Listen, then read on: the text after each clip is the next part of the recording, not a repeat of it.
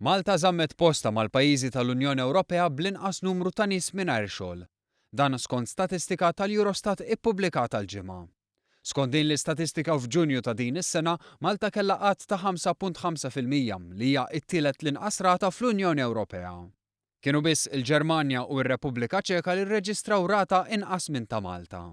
Iżda fuq kollox fl-istatistika spikkat ir-referenza żgħażagħ. Malta għandha t-tieni l-inqas rata ta' qatt fost iż-żgħażagħ mill-pajjiżi kollha tal-Unjoni Ewropea. B'rata ta' qatt ta' 10% hija biss il-Ġermanja li għandha rata ta' qatt fost iż-żgħażagħ inqas minn ta' Malta. Fl-aħħar kwart tal-2012 ir-rata ta' żgħażagħ bla xogħol f'pajjiżna kienet ta' 14% biex issa Malta reġistrat l-inqas rata ta' qatt fost iż-żgħażagħ kemm ilha tinżamm l-istatistika.